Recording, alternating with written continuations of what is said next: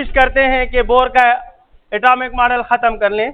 हमने bore atomic model start किया था और आपको पढ़ने का बिल्कुल शौक नहीं था उस दिन, वो मुझे याद है। एनी हाउ आज भी नहीं है, हम गुजारा कर लेंगे थोड़ी देर में और थोड़ी देर आप, लेकिन ये टॉपिक ख़त्म करना ज़रूरी है। बोर एटॉमिक मॉडल को हमने हिस्ट्री वाइज और पोस्टुलेट वाइज पढ़ा था। आज इसके मैं आपको बताता हूँ अचीवमेंट्स और इससे रिलेटेड कुछ questions. My dear students, achievements में सबसे पहले नंबर पे ये हुआ कि इसने हाइड्रोजन एटम के रेडियाई हमें बताए। इससे पहले हमें हाइड्रोजन एटम के first, second, third, fourth radii का कोई पता नहीं था। रेडियाई के बारे में इसने इंफॉर्मेशन ये दी कि किसी भी ऑर्बिट का जो रेडियस होता है वो n square multiply by r0 है, यही है। और r0 जो होता है ये बोर रेडियस कहलाता है। It is called Bohr radius.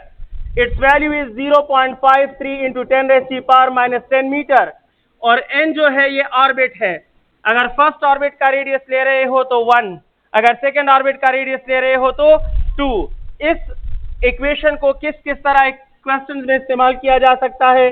तो क्वेश्चन नंबर 1, इससे रिलेटेड क्वेश्चन किस तरह बनते हैं आप गौर करें।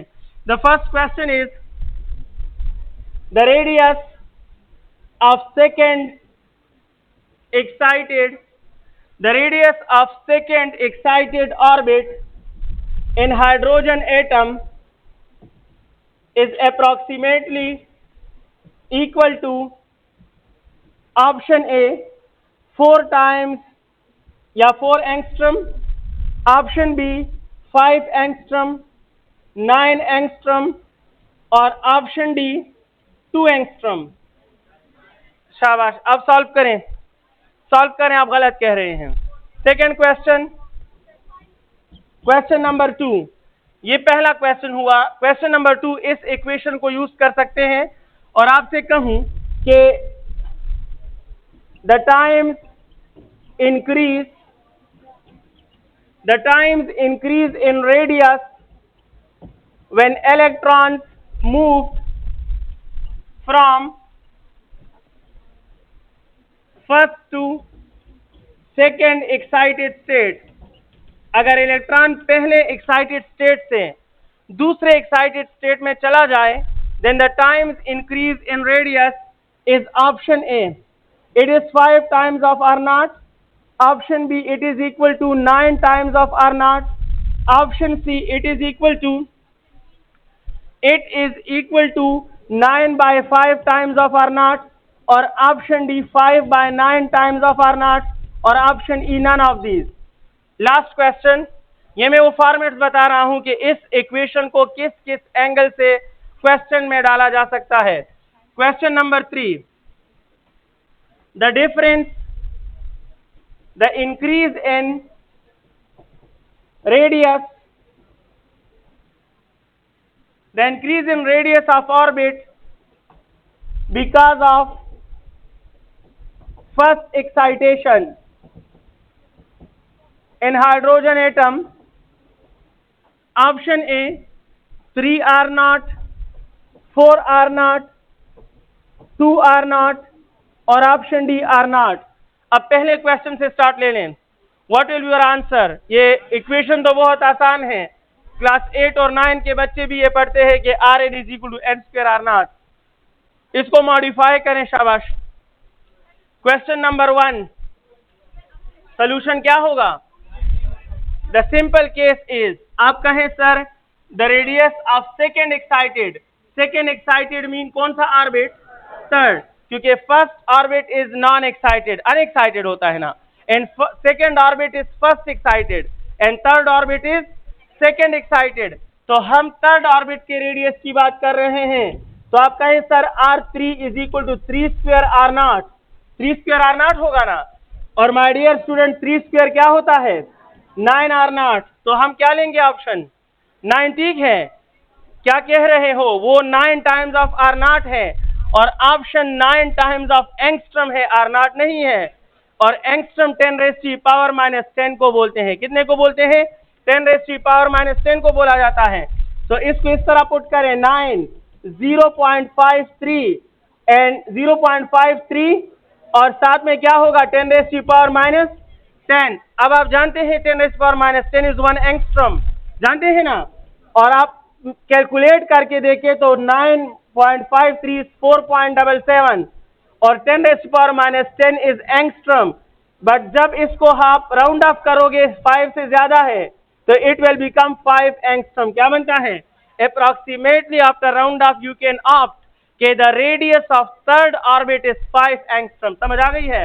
The radius of third orbit is round about 5 angstrom. Second question, शाबाश। The times increase in radius, शाबाश, when electron moves from first to second excited state। First excited state क्या होता है? First excited state mean R2 और R2 हमारे पास कितना है? 4R0। कितना है भाई? 4R0। R2 हमारे पास 4R0 है। और अगर मैं कहूं कि नेक्स्ट क्या है, ये थर्ड एक्साइटेड में गया तो R3 हमारे पास कितना है? 9R0। तो द टाइम्स इंक्रीज कितना है? शाबाश, इजी है, बहुत इजी है। अब पता चलेगा आप क्या 5R0 ले सकते हो। मैं सॉल्व करूंगा। सॉल्यूशन आपको धोखा दे रहा है। मैं इसको इधर सॉल्व कर रहा हूं, एक बार फिर इसको सोचें। क्वेश्चन 3 को सॉल्व करें और क्वेश्चन 2 और क्वेश्चन 3 में डिफरेंस डिटेक्ट करें। अगर आप दोनों में डिफरेंस डिटेक्ट नहीं कर रहे तो बस फिर आप सॉल्व नहीं कर सकते हो, और अगर दोनों क्वेश्चन में आपको डिफरेंस डिटेक्ट हो रहा है तो फिर आप सॉल्व भी कर सकते हो। अगर आप दोनों क्वेश्चन को सेम समझ रहे हो तो ये आपकी भूल है। दोनों बिल्कुल सेम नहीं है। एक में है जनाब सिर्फ इंक्रीज और एक है टाइम्स इंक्रीज। एक है टाइम्स इंक्रीज। टाइम्स इंक्रीज में क्या होता है? टाइम्स इंक्रीज मीन एक दूसरे के कितने टाइम, एक दूसरे का कितना टाइम, यानी 15, गौर करें प्लीज, 15 और 5, तो 15 जो है वो 5 के 3 टाइम्स है, लेकिन इंक्रीज कहते हैं डिफरेंस को, और 15 और 5 में डिफरेंस कितना है? 10। तो अगर इंक्रीज मांगे तो 10 मांग रहे हैं, और अगर टाइम्स इंक्रीज मांगे तो ये 3 मांग रहे हैं। अब बता दे दोनों में फर्क है। क्वेश्चन 2 में टाइम्स इंक्रीज है, यानी R3 R2 के कितने टाइम्स है ये बता दें, और R3 और R2 में डिफरेंस क्या है ये बता दे। क्वेश्चन 3 और क्वेश्चन 2 में यही फर्क है। एक हमें डिफरेंस का पूछ रहा है और दूसरा हमें टाइम्स का पूछ रहा है। 15 5 के 3 टाइम है, लेकिन 15 और 5 में इंक्रीज या डिफरेंस कितना है? 10 है। इसमें डिफरेंस मांगा जा रहा है। किस किस का? फर्स्ट एक्साइटेशन इन हाइड्रोजन एटम, यानी ये है कि नॉर्मल स्टेट से फर्स्ट एक्साइटेड में चला गया तो ऑर्बिट के रेडियस में डिफरेंस बता दो, टाइम्स मत बताओ, फर्क बता दो। और इसमें कहा कि सेकंड से थर्ड में चला गया तो थर्ड वाला सेकंड के कितने टाइम्स है ये बताओ, इनमें फर्क क्या है वो मत बताओ। तो जो 5R0 ले रहे हैं वो फर्क बता रहे हैं। मैं भी मानता हूं और आप भी मान रहे हो कि इन दोनों में जो डिफरेंस है वो क्या है? वो 5R0 है। बट हमसे डिफरेंस तो नहीं मांगा, हमसे इंक्रीज नहीं मांगा, टाइम्स इंक्रीज मांगा है। हमें 3 जैसा आंसर देना है, 10 जैसा आंसर नहीं देना। शाबाश, none of these, very good. अब सही है, सिंपल। अब कैलकुलेशन का मेथड बता दें, मैं बता रहा हूं कैसे पता चलेगा। तो आप मुझसे ऐसे बात करें, देखिए आप कहें सर R3 जो है वो है 9R0 है। कितने R0 है? 9R0 है। अब इंटरेस्टिंग सी बात है, मैं R3 को लेना चाहता हूं और टाइम्स लेना चाहता हूं, और टाइम्स के आगे क्या होना चाहिए? R2। मैं यही जानना चाहता हूं ना कि R3 जो है वो R2 के कितने टाइम्स हैं। तो आसान लॉजिक है, मैं इसको एडजस्ट करूंगा आपके सामने मेथड सिखाने के लिए। R2 मेरे पास कितना होता है? 4R0। तो माय डियर स्टूडेंट्स, R3 तो R3 है, और इधर हमारे पास है टाइम्स। मैं टाइम्स लिख रहा हूं और इसकी जगह क्या है? लेकिन हमें पता है कि हर हाल में R3 में इधर क्या होना चाहिए? तो ये टाइम्स कोई ऐसा नंबर होगा जो 4 से मल्टीप्लाई हो जाए तो आंसर क्या आ जाए? 9। समझ आ गई है? It is the method, it is the only method जिससे आप इस तरह के क्वेश्चन सॉल्व कर सकते हो। मेथड इसलिए समझा रहा हूं क्योंकि मैंने सॉल्व नहीं किया, तो मेरे पास तो आसान तरीका है, मैं ऑप्शन में नान रख लेता हूं और स्टूडेंट से कह देता हूं नान, लेकिन आपके पास वहां या नान होगा या, तो आपने तो सूटेबल आंसर लेना होगा, तो आपने तो मेथड पे चलना पड़ेगा। तो माय डियर स्टूडेंट, R3 जो है 9 टाइम्स ऑफ R0 है। मैं जानना चाहता हूं कि R3 R2 के कितने टाइम्स है, तो मैंने R2 की जगह 4 R0 लिखा, लेकिन 9 का मतलब है कि 4 के साथ ऐसा नंबर ढूंढना है जो मिलकर क्या बना दे, 9 बना दे। तो इसमें क्या हर्ज है, times multiply by 4 is equal to 9, तो times is equal to 9 by, अब देख लो ऑप्शन में है या नहीं है, ऑप्शन में नहीं है। इट मीन के टाइम्स कितने होने चाहिए, 9/4, और 9/4 1.2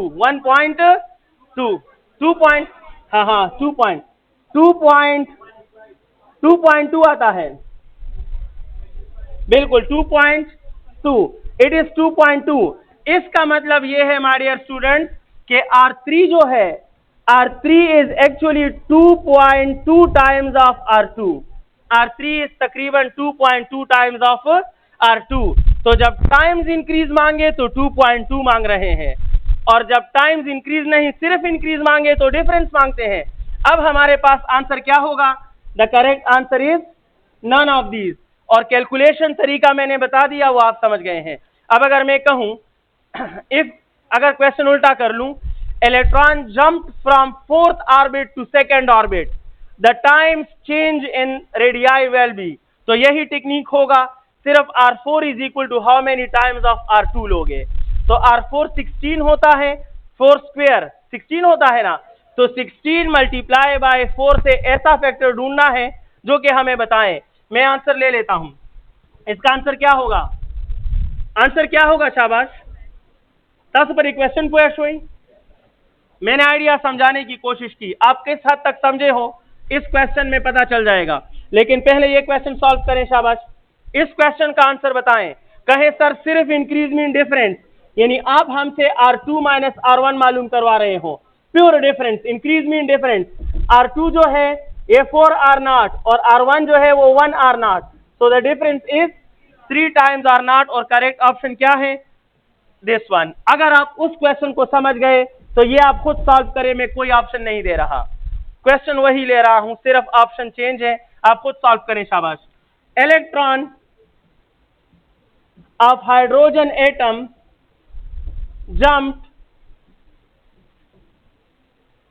jumped from 3rd excited to 1st excited state.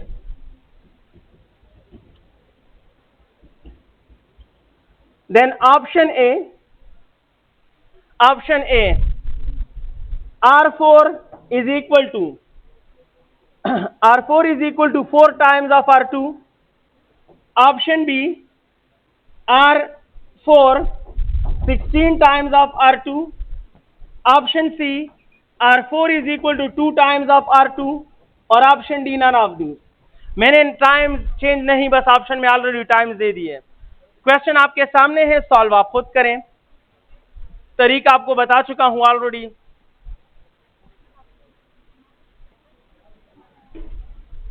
Third excited state कौन सा स्टेट होता है, R4, तो जनाब एक है थर्ड एक्साइटेड, तो वो 4th ऑर्बिट यानी R4 होगा, और दूसरा है फर्स्ट एक्साइटेड, तो वो 2nd ऑर्बिट है, और वो क्या है, इट मीन के R4 और R2 के दरमियान रिलेशन ढूंढना है। कैसे ढूंढेंगे आप मेरा साथ दें प्लीज। मैं कहूंगा कि R4 is equal to, according to Bohr postulate, Bohr result, it is 4 square R0, यही होगा ना, R4 इज 4 स्क्वायर R0। मैं लिख सकता हूं कि R4 is equal to 16 times of R0, लेकिन मैं तो R2 के साथ रिलेशन बना रहा हूं, तो R4 तो अपनी जगह पे लिखूंगा, 16 नहीं लिखना चाहता मैं, 16 R0 की जगह क्या लिखना चाहता हूं, R2 लिखना चाहता हूं, और साथ में ये मालूम करना चाहता हूं कि ये टाइम्स क्या होगा, ये टाइम्स R2 कितने टाइम्स कर दें कि R4 के बराबर हो जाए, R2 कितने टाइम्स कर दें कि R4 के इक्वल हो। अब कैसे मालूम करूंगा, देखते हैं। आप कहें सर R4 टाइम्स आप पूछ रहे हो, लेकिन R2 जो है वो होता है 4 टाइम्स ऑफ R0। अब इधर R0 के सामने क्या है 4, हमें ऐसा कुछ लगाना है कि दोनों मिलकर क्या बना दे 16। खुद ही आपको पता चल गया, इट मीन के यहाँ टाइम्स में सिर्फ और सिर्फ क्या आ सकता है। सो करेक्ट ऑप्शन इज कि R4 is 4 times of R2। समझ आ गई है। The correct option is R4 is 4 times of R2। Option A बिल्कुल सही है।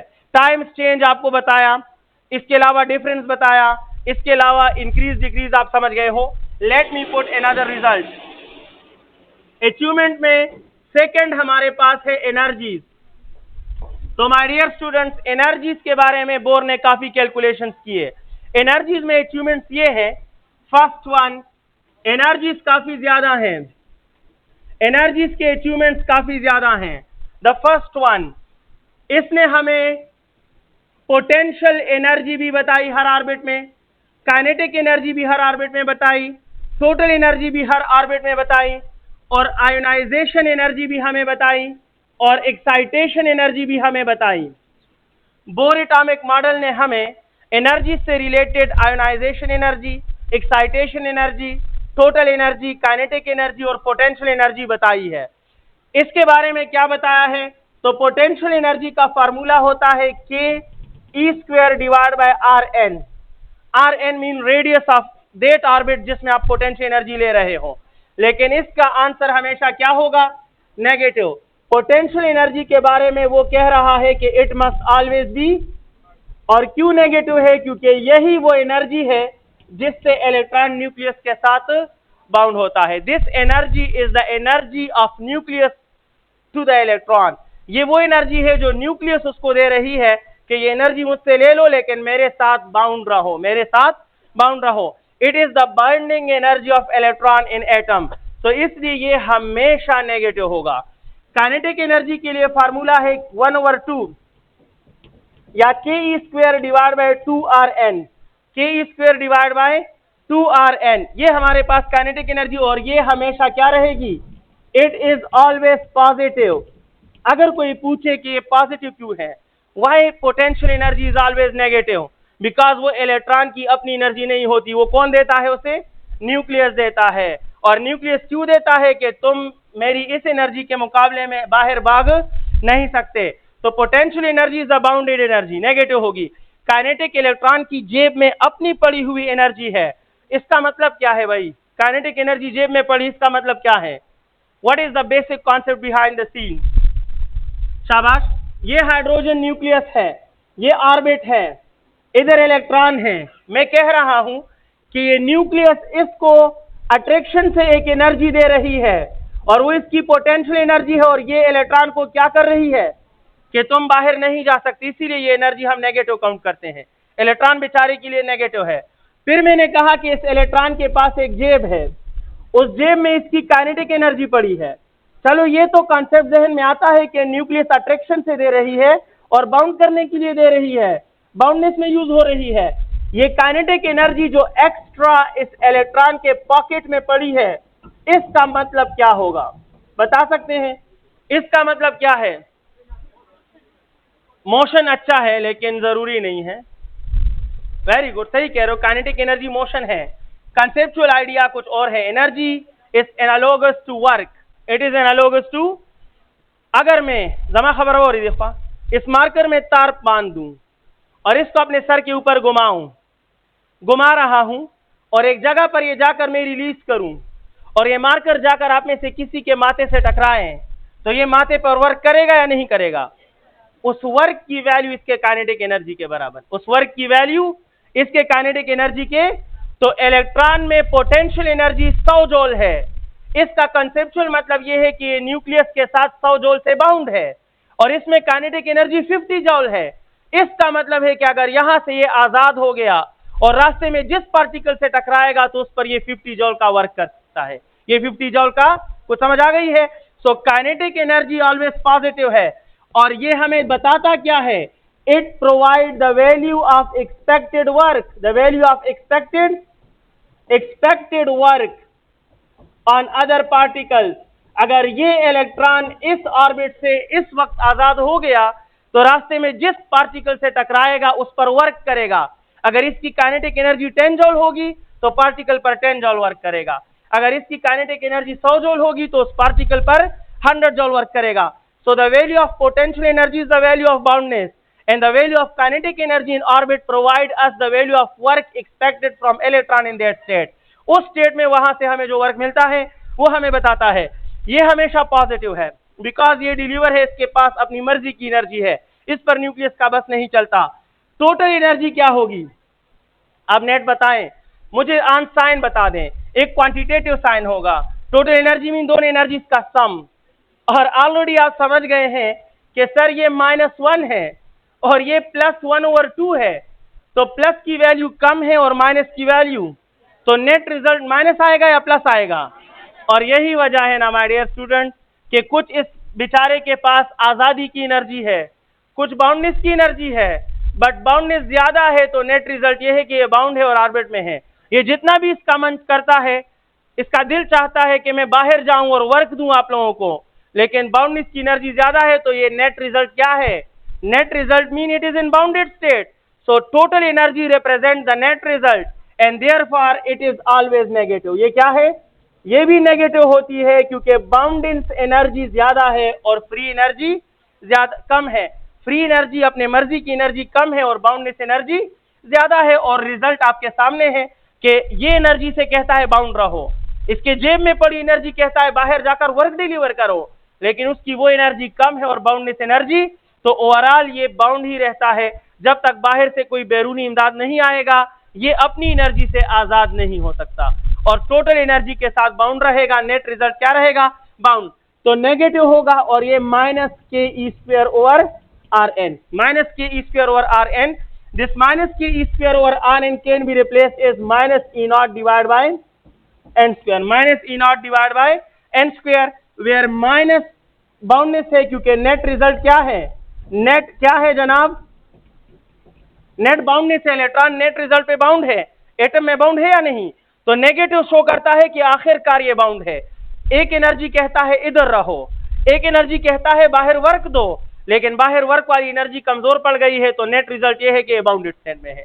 तो टोटल एनर्जी के साथ नेगेटिव साइन शोज कि the net result it is bounded, the net result it is bounded in atom. और E0 की value है 2.17 10⁻⁻18 जूल, इट इज 2.17 10⁻⁻18 जूल और it is 13.6 electron volt. E0 13.6 electron volt भी है, 2.17 10⁻⁻18 भी है। आयोनाइजेशन एनर्जी और एक्साइटेशन एनर्जी पे बात करने वाला हूं। पहले एक दो क्वेश्चन यहां तक कर लेते हैं, ये हमारे लिए अच्छा है। Question number 1 in result in achievement से व्यवस्था। क्वेश्चन नंबर 1, अगर मैं कहूं एन इलेक्ट्रॉन संगा खाना यो कस खबर हो कोई मैं तो सब आलम, तो क्या अभी तक चांस नहीं ले रहा हूं, लिख लो शाबाश, लिख लो, लिख लें आप। ना सागानी पर माखली का पैधार मखलई पागम सा आखलई जब या खैर दे अब अपने ना सही है।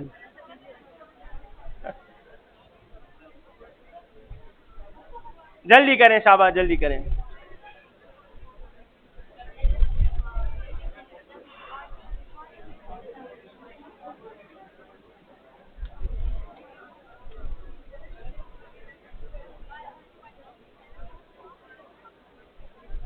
क्वेश्चन है जनाब,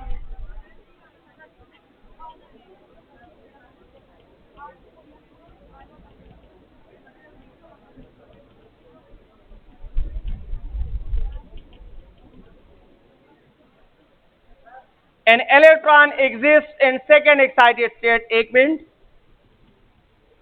its kinetic energy, potential energy and total energy are option A,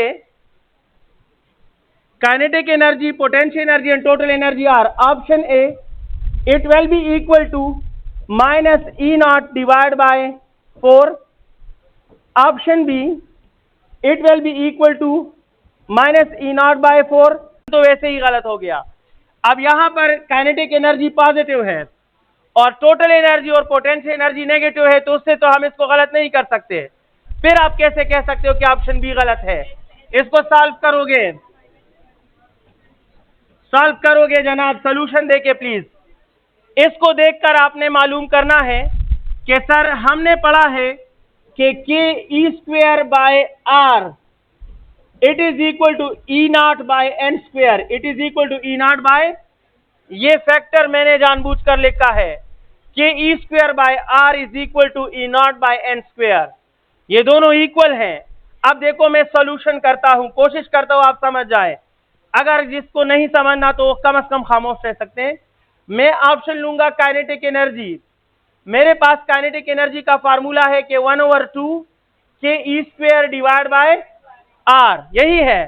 तो फिर मैं लिखूंगा 1/2 अपनी जगह पर, और के ई स्क्वेयर बाय आर की जगह लिख सकता हूं ई नॉट बाय एन स्क्वेयर, और 1/2 की जगह 1/2 अपनी जगह पर, ई नॉट की जगह ई not.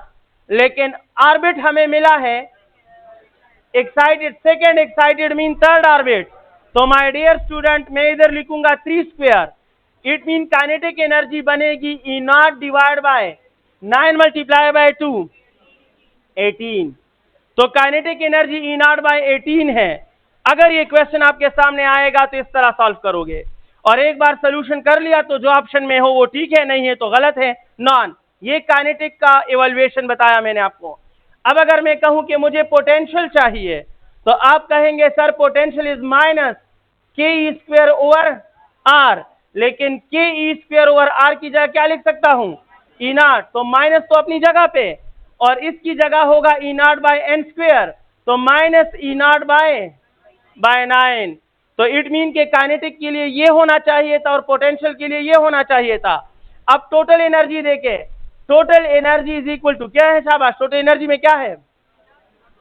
It is minus K E square over R, once again it is also equal to minus E not divide by, ये गलत है। ये जो कैलकुलेशन है माय डियर स्टूडेंट फाइनल नहीं है, टोटल एनर्जी में इसको इसमें कन्वर्ट किया गया है, और total energy is the sum of kinetic and potential.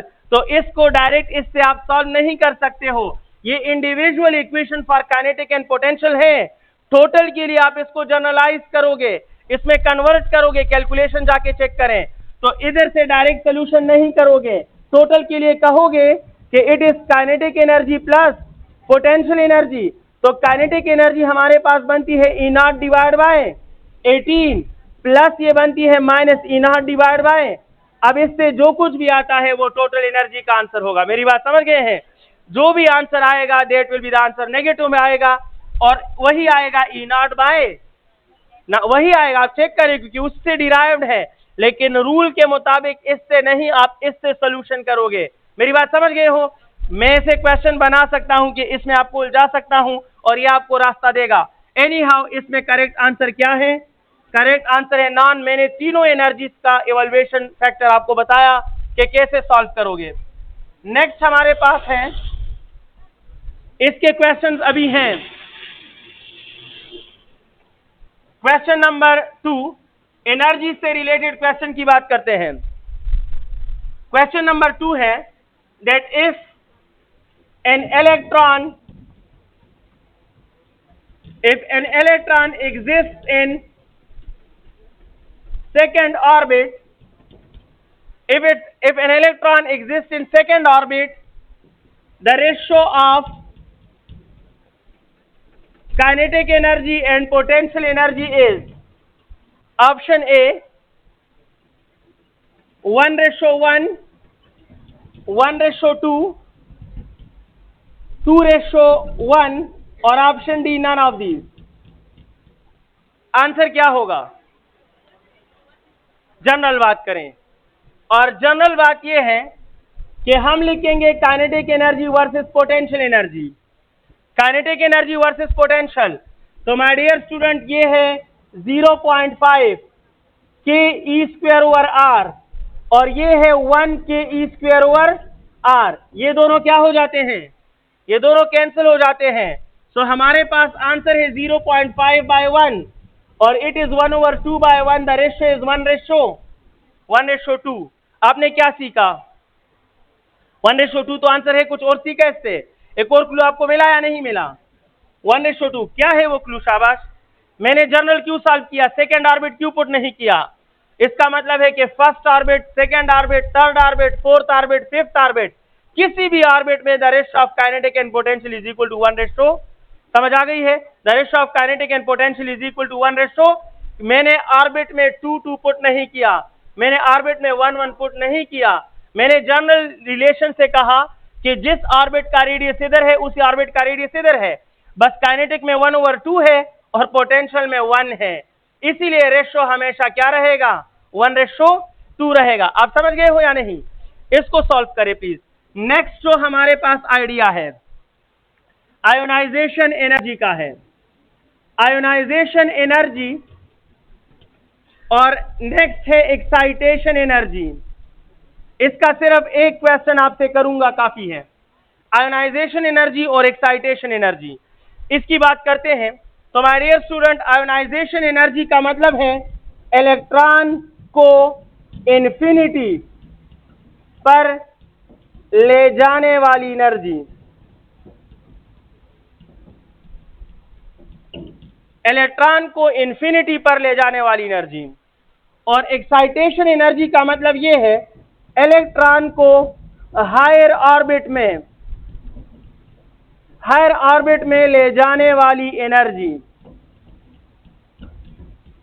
Electron को हायर ऑर्बिट में ले जाने वाली एनर्जी क्या मतलब? एक डायग्राम ड्रा करूंगा, फिर सिर्फ क्वेश्चन करते हैं इसके।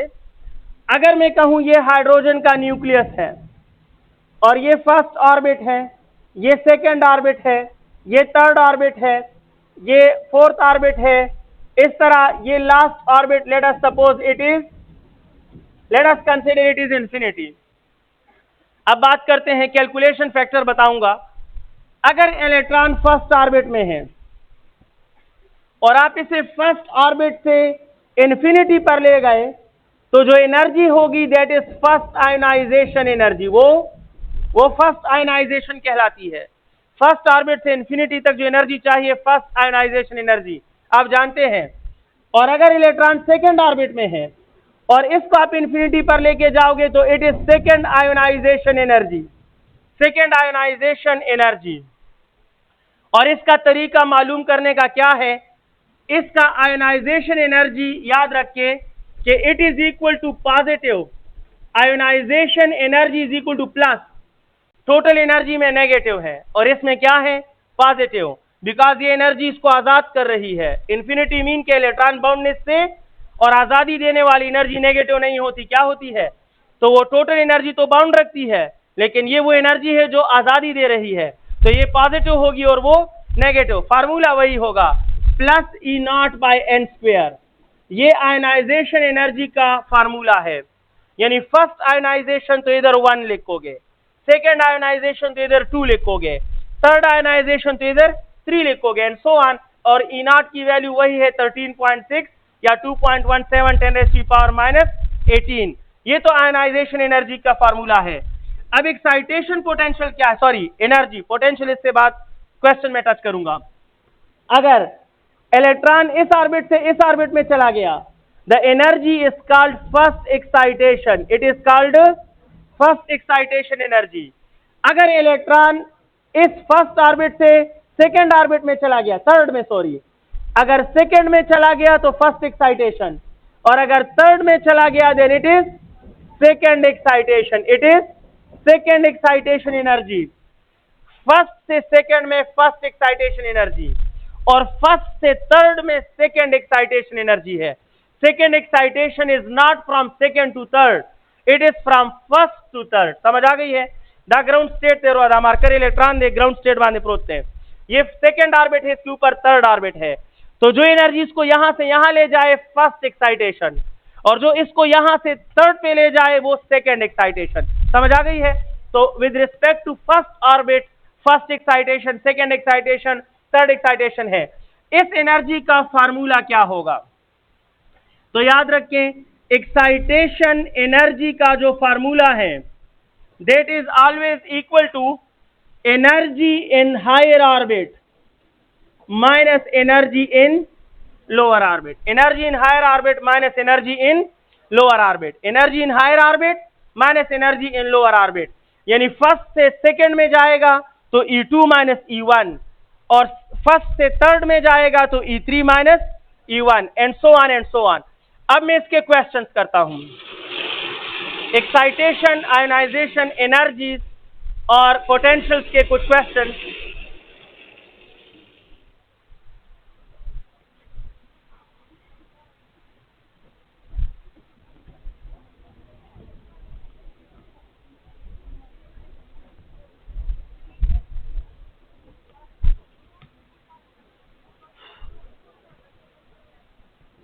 पहला क्वेश्चन है, the difference of first and second excitation, the difference of first and second excitation energies of hydrogen electron. Option A, it is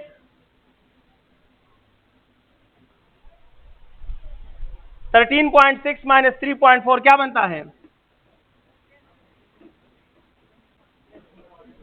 10.2 electron volt, 10.2 joules. Option C, it is 9 E0 by 36, और option D एहतियातन ले रहा हूं none of these.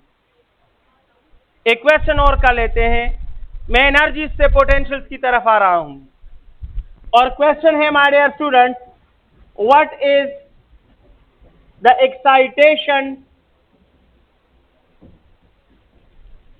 potential? What is the excitation potential for hydrogen electron from first to second orbit? Option A, it is electron times of E2 minus E1. Option B, E2 minus E1 divided by electron. Option C, electron divide by E2 minus E1, और option D, E2 minus E1।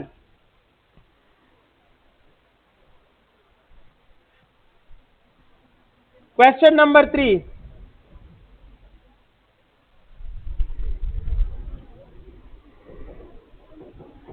Ionisation potential for first excited state is option A 3.4 volt, 3.4 joules, 3.4 electron volt, और option D none of these. ये वो question है जो आपको रास्ता दिखाएगा। मैं नहीं कह रहा कि यही क्वेश्चन आपके टेस्ट में होंगे, लेकिन मैं क्लेम कर सकता हूं कि अगर बोर एटॉमिक मॉडल के इन बातों से क्वेश्चन आएगा तो कोई भी क्वेश्चन हो उसका सलूशन इससे लिंक करेगा। आइडिया यही होगा, अल्फाज चेंज होंगे, वैल्यूज चेंज होंगे, ऑप्शन चेंज होंगे, वो अलग बात, किसी ना किसी पहलू से उसका ताल्लुक इनसे होगा। अब बताएं शाबाश, इसका आंसर बताएं।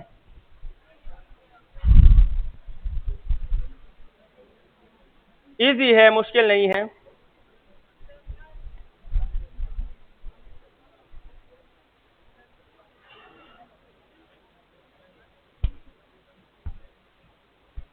ये टाइम का फर्क है या स्टूडेंट में फर्क है? भाई मॉर्निंग का रिस्पांस काफी अच्छा है, सच्ची बात ये है।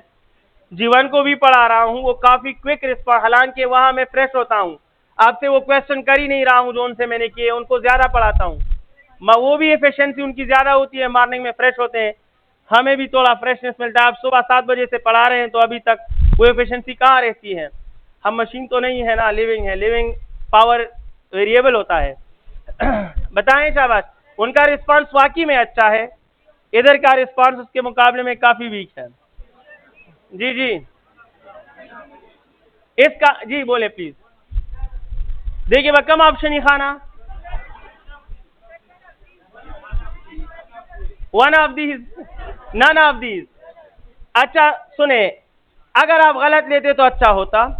मैं कह रहा हूं ज्यादातर स्टूडेंट इसको कंसिडर कर लेते हैं the difference of first and second excitation energies.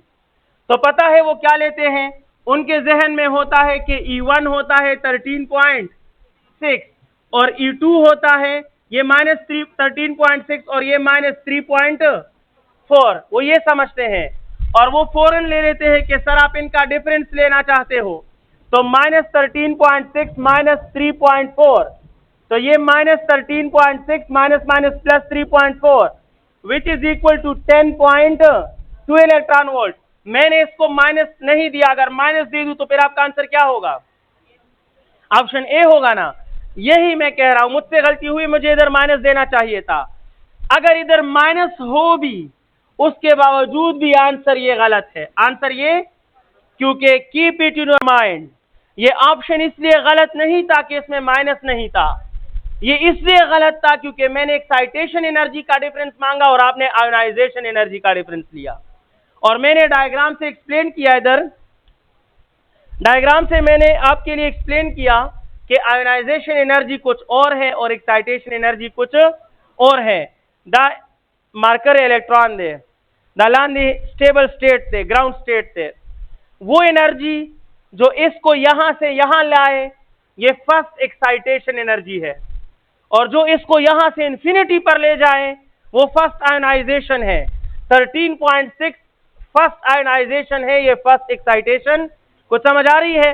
तो क्वेश्चन में अगर आप में से बैठे हुए स्टूडेंट 13.6 और 3.4 का डिफरेंस ले रहे हैं तो वो गलत कर रहे हैं, क्योंकि वो एक्साइटेशन एनर्जीज का नहीं, आयोनाइजेशन एनर्जीज का डिफरेंस ले रहे हैं। और मैं कौन सी एनर्जीज का डिफरेंस आपसे मांग रहा हूं, एक्साइटेशन का। अब ये है आसान, लगता आसान है पर इतना इजी नहीं है। मैं सॉल्व कर रहा हूं, आप चेक करें। आप कहें सर आप डिफरेंस मांग रहे हैं बिटवीन एक्साइटेशन एनर्जीज, तो हमें आपको डिफरेंस प्रोवाइड करना होगा E2 माइनस, यानी ये सेकेंड एक्साइटेशन है और ये फर्स्ट एक्साइटेशन। आयोनाइजेशन नहीं कि मैं 13.6 और 3.4 का डिफरेंस ले लूं। तो अगर यहां माइनस हो फिर भी ये गलत है, क्योंकि ये डिफरेंस ऑफ आयोनाइजेशन एनर्जी है, ये डिफरेंस ऑफ एक्साइटेशन एनर्जी नहीं है। वेरी गुड, अब और से देखें प्लीज, इसको वैल्यूज पुट करके सॉल्व करते हैं। आप मेरा साथ दे रहे हैं, ये मेरी खुशफहमी नहीं है। तो I don't know, E2 minus E1। अब E2 क्या है, तो मैंने इधर एक्साइटेशन एनर्जी के लिए लिखा था, शायद उधर लिखा है कि excitation energy higher orbit minus lower orbit.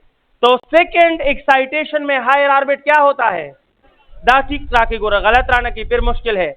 Second excitation third orbit में होता है, और कहां से होता है, फर्स्ट से।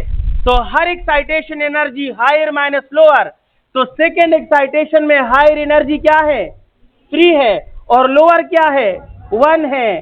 तो ये E2 है, E2 की जगह ये माइनस अपनी जगह पर, और E1 फर्स्ट एक्साइटेशन है, लेकिन हर excitation energy is high minus, और फर्स्ट एक्साइटेशन में हाई क्या होता है, सेकेंड, और लोअर क्या होता है, फर्स्ट। तो इधर होगा my dear student E2 minus E1। अब ये जो आंसर देगा वो आंसर इधर रिक्वायर्ड। समझ आ गई है? इससे आंसर मैं मालूम कर रहा हूं, डोंट वरी। ये हमारे पास है E3, तो मैं लिखूंगा -E0 डिवाइड बाय 3 स्क्वायर, ये माइनस अपनी जगह पर, और ये है E1 तो -E0 डिवाइड बाय 1 स्क्वायर, ये माइनस अपनी जगह पर, और ये होगा -E0 डिवाइड बाय 2 स्क्वायर, और ये है माइनस अपनी जगह पर -E0 डिवाइड बाय 1 स्क्वायर। फार्मूले का माइनस अलग होता है और एनर्जी का माइनस अलग होता है। फार्मूले का माइनस और एनर्जी का माइनस दोनों काउंट करोगे फिर जाकर रिजल्ट सही आएगा। तो ये होगा -E0 डिवाइड बाय 9, और ये होगा +E0 divide bye 1, minus minus +E0 divide bye 4, minus minus +E0 divide bye 1। अब प्लस वाले सारे ऐड करें और माइनस वाले से डिफरेंस ले लें। तो my dear student the answer will be 9 और 4 का एलसीएम क्या बनता है, 36 बनता है। 36 बाय 9 4, तो ये -4E0 क्या होगा, -4E0 और +9E0 36E0 +36E0 तो खबर अब हो गई। और 4 में डिवाइड करें तो 9 +9E0 और +36E0। अब आंसर खुद मालूम करें क्या बनता है। खुपदुमरा खुपोया शुई कना चे आंसर के वबरा इनाटी औलान दे बसई। मैंने इतना गेस किया लेकिन मुझसे ये नंबर गेस नहीं हुआ। आप समझ गए हो, इस साइंस में गलती नहीं करना। साइंस में गलती कर गए तो आंसर 4 से 14 बन जाएगा, वो आपका अपना कसूर होगा। मैंने आपको सिर्फ मेथड बताना था और मेथड मैं बता चुका हूं। एक्साइटेशन एनर्जी का डिफरेंस इस तरीके से मालूम होता है, किसी और तरीके से मालूम नहीं होता। The correct answer 72 + 9 81, 81 - 4 77। The answer is 77 E0 divide bye, समझ आई है। तो यहां हमारे पास आंसर नहीं है, the correct answer is non 77 E0 divide bye 36। आप समझ गए हो। तो कभी अब बताओ ऑप्शन ए क्यों गलत था? क्या इस वजह से गलत था कि इधर माइनस नहीं था? नहीं, वो डिफरेंस ऑफ आयनाइजेशन एनर्जी था और ये डिफरेंस ऑफ एक्साइटेशन एनर्जी है। अब जरूरी नहीं कि फर्स्ट एंड सेकंड आ जाए, हो सकता है कहे find the difference of second excitation and third excitation energy, fourth excitation and first excitation energy. इतना जुल्म नहीं करेंगे, अगर आएगा तो आसान आएगा। एनी हाउ नहीं भाई, इसको वाइंड अप करते। बोर एटॉमिक मॉडल पे कल बात करना, ये गलत है। वैसे भी कैलकुलेशन सब कुछ खत्म, अब सिर्फ लिमिटेशन है और ये एमसीक्यू जो लिखे हैं इसका सोल्यूशन है, नथिंग एल्स। लिमिटेशन बता रहा हूं, लिमिटेशन में क्वेश्चंस नहीं है, आप ऑलरेडी जानते हो। हमारा टॉपिक तकरीबन खत्म हुआ है। उधर नेक्स्ट क्वेश्चन है, मैंने कोई क्वेश्चन लिखा है उधर। What is the excitation potential of hydrogen electron for first and second excited state? शाबाश, बहुत आसान है। मैं सेकंड का सोल्यूशन आपके लिए बता रहा हूं, हालांकि ऑप्शन बी कौन कह रही हैं, मैं चेक कर लेता हूं, देखता हूं आपने आंसर मालूम किया है। E2 - E1/E, you are correct, आप ठीक कह रही हैं। मुझे लगता है आपका आंसर ठीक है। मैं किस चीज का आंसर मांग रहा हूं? कहे सर हम जानते हैं कि आप किस चीज का आंसर मांग रहे हैं। पोटेंशियल, इलेक्ट्रोस्टैटिक्स तो पढ़ा है ना, तो मैं भी जानता हूं, आप भी जानते हैं कि potential is equal to work divide by charge. इससे तो कोई इंकार नहीं कर सकता। अब ये भी जानते हो कि पोटेंशियल होगा लेकिन वर्क इज इक्वल टू, और चार्ज यहां क्या है? हाइड्रोजन एटम में चार्ज कौन होता है? इलेक्ट्रॉन ही होता है ना, तो चार्ज की जगह तो इलेक्ट्रॉन आएगा। Work is equal to energy. अब पोटेंशियल और एनर्जी का रिलेशन है, क्योंकि ये ई क्या है जनाब?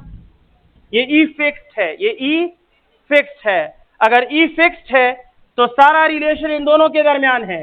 इसका मतलब है कि जैसी एनर्जी वैसा पोटेंशियल, जैसी एनर्जी वैसा पोटेंशियल। अब इंटरेस्टिंग है, अगर मैं आपसे मांग रहा हूं एक्साइटेशन पोटेंशियल, तो इसका मतलब यह है कि आपने एनर्जी भी कौन सी पुट करनी होगी? Excitation energy divide by electron. लेकिन excitation energy is the difference of high and low, और फर्स्ट एक्साइटेशन में हाई क्या होता है? E2, और लो क्या होता है? E1। So therefore it become E2 - E1 divide by, समझ आ गई है? It is the mathematical form of excitation potential. अब अगर मैं कहूं व्हाट इज आयोनाइजेशन पोटेंशियल, परीब उम्मीद लरम से पूछे हुए भाई। नेक्स्ट हमारे पास क्वेश्चन है ionization potential for first excited state, वो क्या होगा? इधर से ही सॉल्व करें, मैं चाहता हूं आप इधर से सॉल्व करें। कहें सर आपने अभी अभी बताया कि potential is equal to energy, ऐसा ही है ना? Energy by charge E, charge तो फिक्स्ड है। फिर आपने कहा जैसी एनर्जी वैसा पोटेंशियल। यहां आपसे मांग रहा हूं कौन सा पोटेंशियल, तो इट मीन कि एनर्जी भी कौन सी होगी? Ionisation energy. लेकिन साथ में क्या लिखा है? कौन सा आयनाइजेशन एनर्जी, कौन सा आयनाइजेशन पोटेंशियल? फर्स्ट।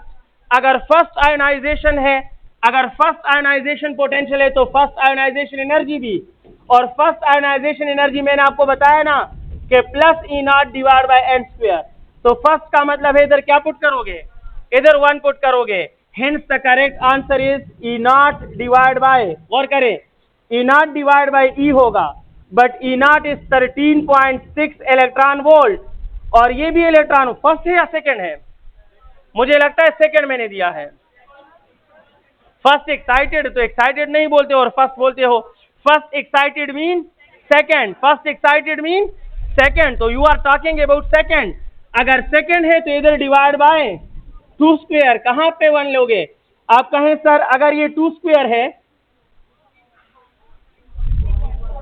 तो ई नॉट डिवाइड बाय 4 और ये होगा जनाब 13.6 बाय 4 ई, तो it is 3.4 electron volt divide by E. E और E cancel, the answer is 3.4। समझ आ गई है?